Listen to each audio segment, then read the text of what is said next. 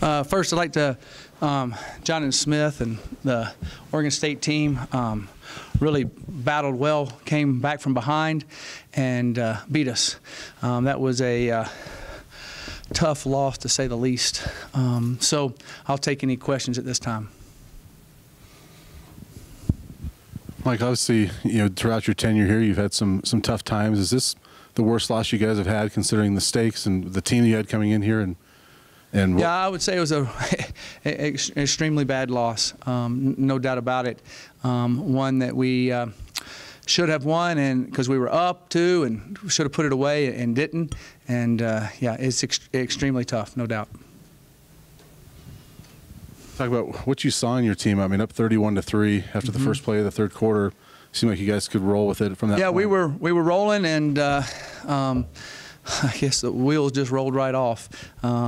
We had some just didn't play well enough. They made some plays, and we didn't there at the end.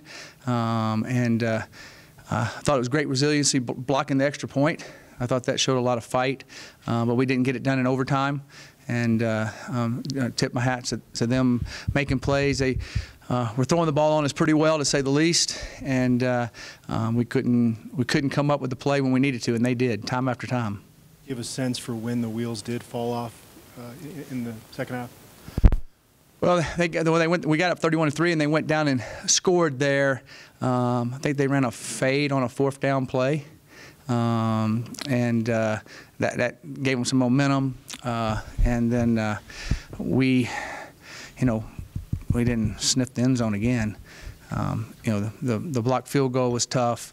That would have gave us a little bit of room there. They would have had to been a little bit tougher for them to go ahead, to tie it up there at the end. Now we blocked the extra point, but they would have been down more points. So that was tough on us.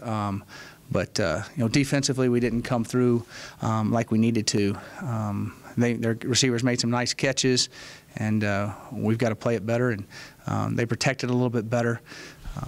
So that was a tough thing for us. We lost a couple secondary guys, which hurt us a little bit there for a minute with our nickel package and stuff. But kind of got that corrected as we went along. But that made it a little bit tough for us. You lose on the road to USC or Washington, that's one thing. This is a whole different deal. Yeah. How shook is the confidence? Well, I imagine it shook a little bit, to be honest. We had 31-3 at the 13 minutes to go in the third quarter. Definitely should have won the football game, and we didn't. So what we got to do is we're going to come back to work tomorrow, like you always say, and go and play Friday, and hopefully we go and play well and get a W. That's what we have to do. Definitely a tough loss, especially losing at home on homecoming, and being up that much is really hard. Anything else for Coach? Mike, obviously, I mean, you had the stretch in the late first half and the early third quarter to get up 31-3, but came out very sluggish in this game too. Do you feel like there was any of your team kind of overlooking Oregon State today?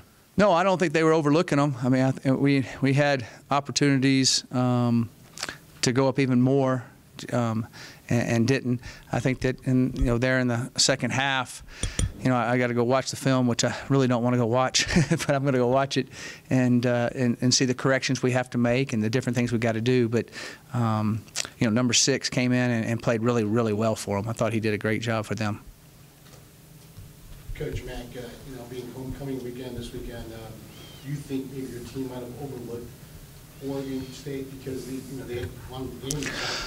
Well, I think if we would have got down early and really looked bad, but I mean, I think getting up 31-3, I don't think they overlooked them. I think we got up and maybe we relaxed a second. I would say that's probably what happened, and then we tried to crank it back up and couldn't crank it back up good enough. We were doing everything good to stay on them, stay with them, push them over there. We just, there's again 1 or 2 plays that we could have made. It would have been a whole different game, but they made them and we didn't. Was today's game plan running Montez a lot out of the pocket? Was that part of the game plan? We were going to run him a little bit because of the way they emptied the box some, but he had to scramble a few times. but I thought he did some good things. And but no, we weren't planning on running him a ton, but we were going to run him a little bit in this game. 4 games left to go. What's the biggest message you sent to this team in trying to regroup and get back on track? Well, I told him you can't point fingers either way. We got to all stay together and come back and work hard and get ready to go play another game Friday night. And that's what we got to do. So that's what our plan is. Mike, at your 5-0 start, obviously everything was out there for you guys, and sitting here now after 3 straight losses, do you guys have to step back now and reevaluate, what your priorities are? Is it really just kind of at this point getting a win and not necessarily going for a South Tyler or anything like that? Well, we want to try to get a win every time we go out, and we look at every game individually, but you also have other goals there that you're trying to aspire to. This definitely hurt it for sure, but we definitely want to go win the next one with all we got. You have to kind of play psychologist a little bit at this point? Oh, yeah, of course you do. Of course you do. And but hopefully those guys are helping each other too. That's what you want. And I saw that. Now this is I guess you call this a gut wrencher, tear out your guts type of game. And so now they've got to find them and put them back and put back to each other together and go and refocus. And hopefully they come back refocused again tomorrow. I believe they will. And if they do that, then we'll have a good opportunity to go win the next game. Thank you. Thanks, guys.